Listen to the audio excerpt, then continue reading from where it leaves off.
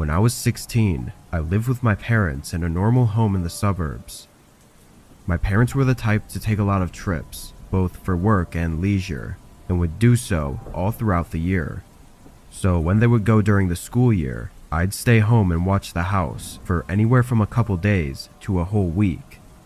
I didn't mind, and sometimes even enjoyed it. During this week, my parents were both away for 6 days, so pretty much every night I'd go out and get food from somewhere.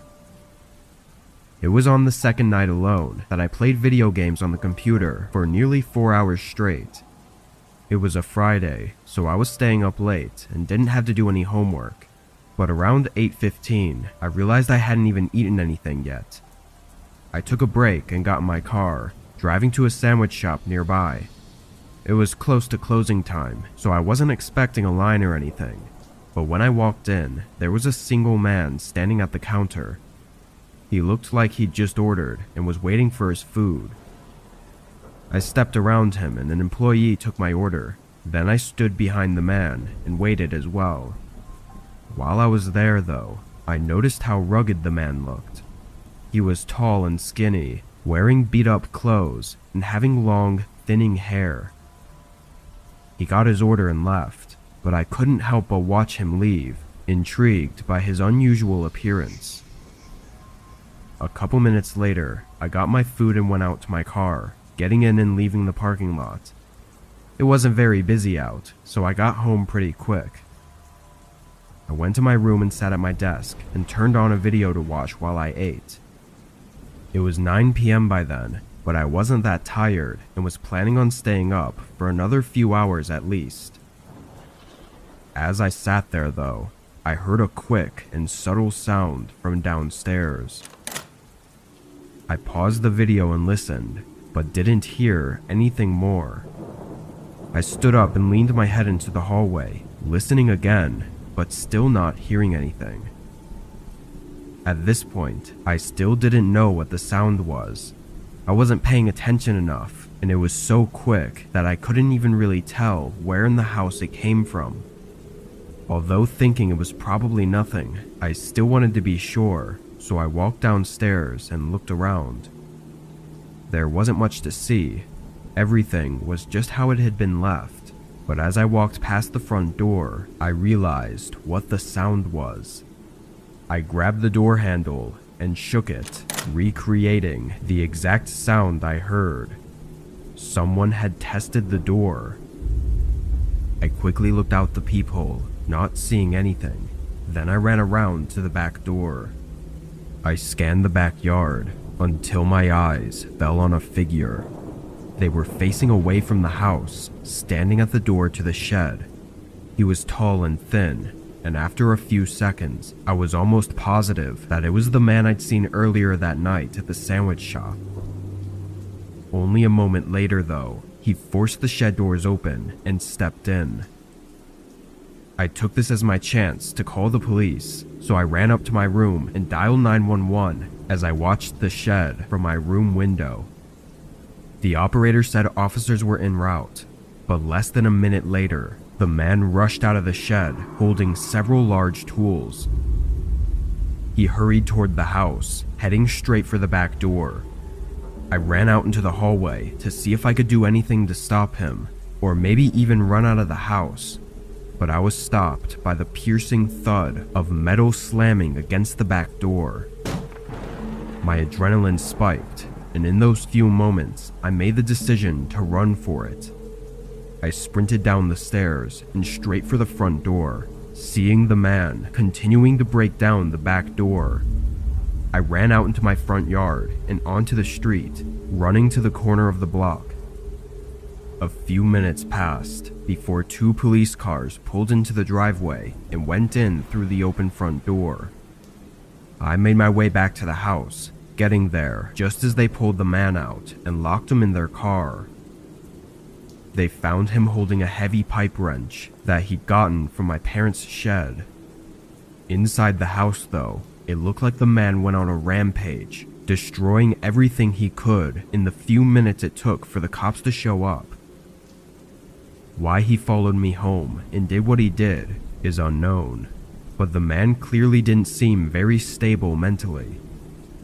If I had chosen to stay inside though, there's no doubt that the man would have broken into my room before the cops would have made it, and I don't think anyone can know for sure what he would have done to me.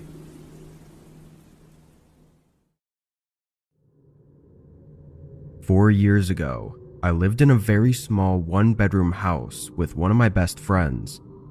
We couldn't afford anything bigger, so that's why we settled with a one-bedroom. I slept on the futon in the living room, and my friend slept in the actual bedroom. This happened in fall, when it was just starting to get cold. My friend had taken a few days to go visit his sister a few hours away, so I was the only one at the house. This was over the weekend too, so I got to spend both entire days enjoying having the space to myself. It's not that I didn't like having him around, but it was just nice to not be crammed together in a tiny house for once. Anyway, on Sunday night, I went out to pick up some groceries and got home around 7. I had work the next day, but given the unusual circumstances, I decided to stay up a little later and watch a movie.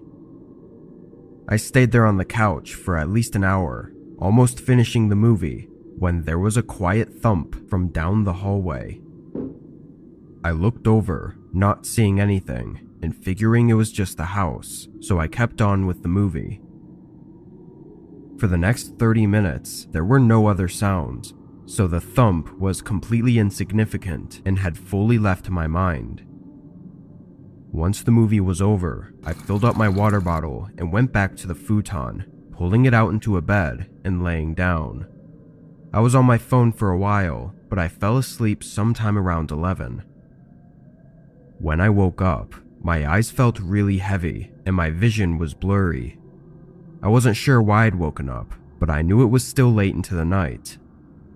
I rubbed my eyes a bit and looked over at the clock, but a very faint sound came from the other side of the house.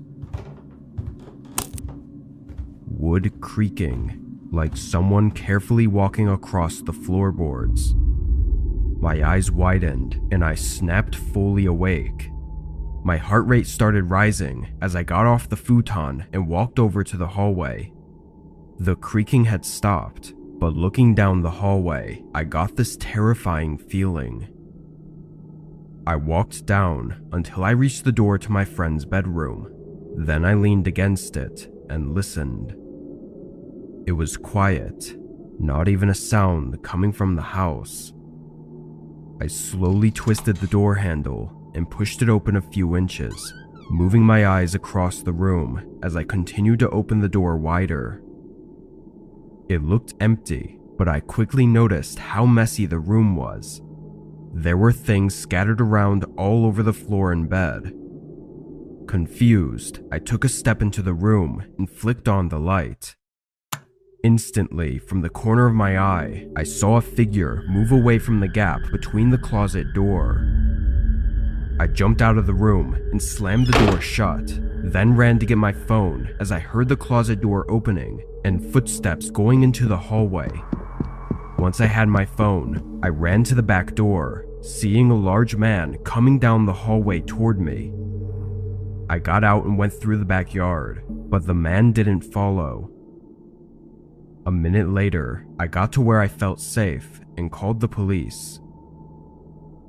They searched the house, but ultimately found nothing useful in figuring out who the man was or why he was there. They also aren't entirely sure how he got into the house, but it's likely he broke in while I was away getting groceries that night. My friend was just as terrified as I was once I told him everything, and we eventually moved out of the house, hopefully to never encounter that man again.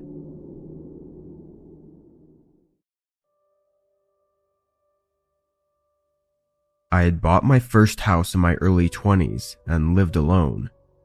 I was content and at peace living alone and decided to buy a house out in the country as opposed to the urban setting my apartment was located in. I had a few neighbors, but most kept to themselves, as I did as well. The house was a ranch-style home, which meant that there was no second floor, only a basement and first floor.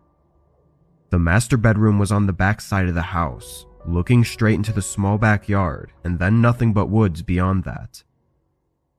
Since the basement was underground, the outside entry door had what is referred to as a bilko door, which is composed of 2 steel doors that swing out to each side, then a set of steps taking you down to a standard size entry door into the basement of the house. I normally do not keep those bilko exterior doors locked, especially in the summertime, in case I need to get into the basement from the backyard. During the winter though, I don't need to get in or out of the basement, so I lock those doors, and sometimes even in the fall as well. The first 2 years were quiet, peaceful, and enjoyable. I could walk out my back door and go hunting in the woods behind my house.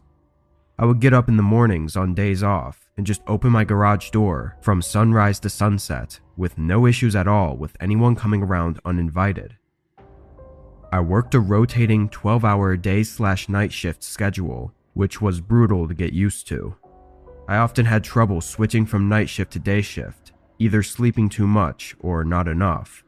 But the work schedule repeated itself in a pattern, so it was nice to at least plan days off in advance. One particular night in December, I had just finished my 3 workdays of night shift.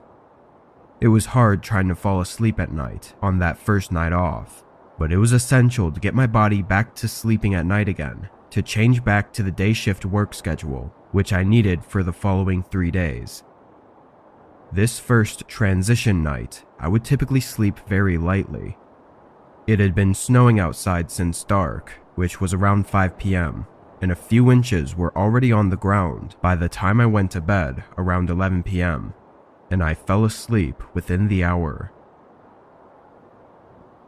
I woke up around 3 a.m., and the house was dead silent. I laid there in the complete darkness, hoping I would drift right back to sleep soon. But after just 2 to 3 minutes, I heard a violent banging right outside my bedroom window. I recognized the sound as someone trying to open the locked basement bilko doors.